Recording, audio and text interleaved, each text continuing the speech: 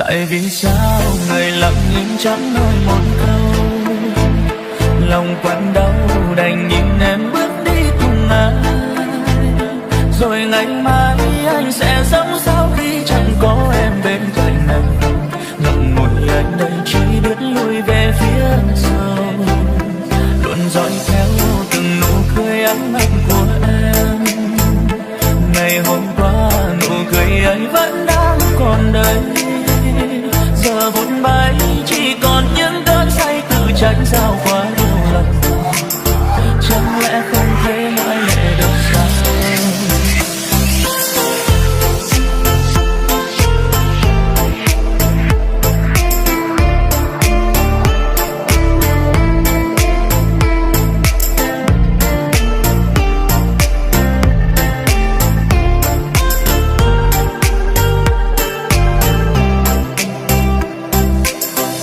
Những đêm bơ vơ mình anh khóc nhớ em người ơi, thế nhưng chẳng dám buông lời. Rồi yêu em tình yêu này trôn giấu, chắc em cũng biết rồi nhưng không nói ra. Tại vì sao người lặng nhưng chẳng nói một câu, lòng quặn đau đành nhìn em bước đi cùng ai.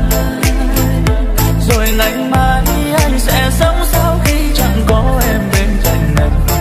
Ngậm ngùi anh đây chỉ biết lùi về phía sau, luôn dõi theo từng nụ cười ấm áp của em. Ngày hôm qua nụ cười ấy vẫn đang còn đây, giờ vụt bay chỉ còn những cơn say tự trách sao quá nhiều lần. Chẳng lẽ không thể mãi lệ được sao?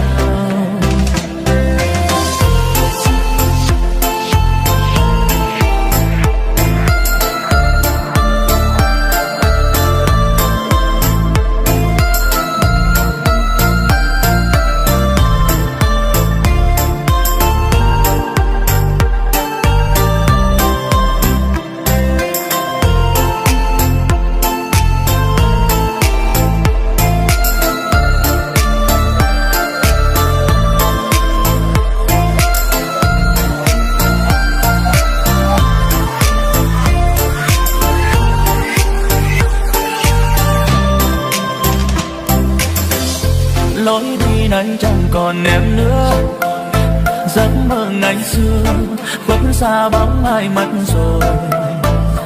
Mưa nhẹ rơi hòa tan giọt nước mắt trong những cơn đau cõi lòng. Em có biết không, tại vì sao người lặng im chẳng nói một câu, lòng quặn đau đành nhìn em bước đi cùng ai. Rồi ngày mai anh sẽ sống sao khi chẳng có em bên cạnh anh.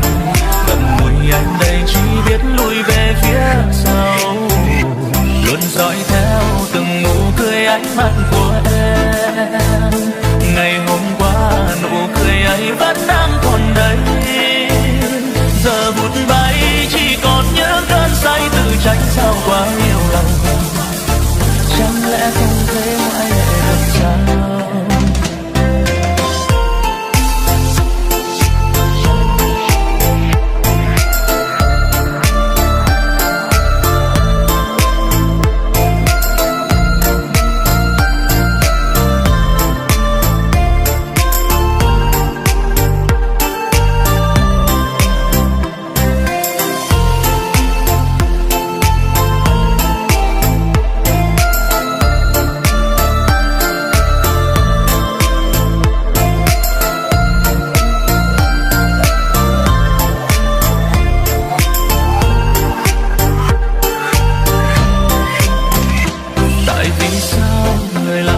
Chẳng nói một câu, lòng quặn đau đành nhìn em bước đi cùng ai.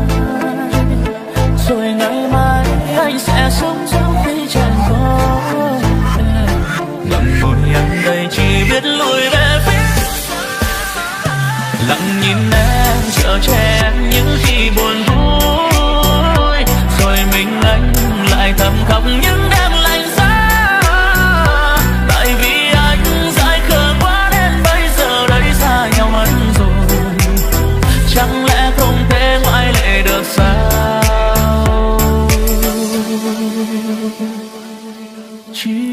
một lần thôi.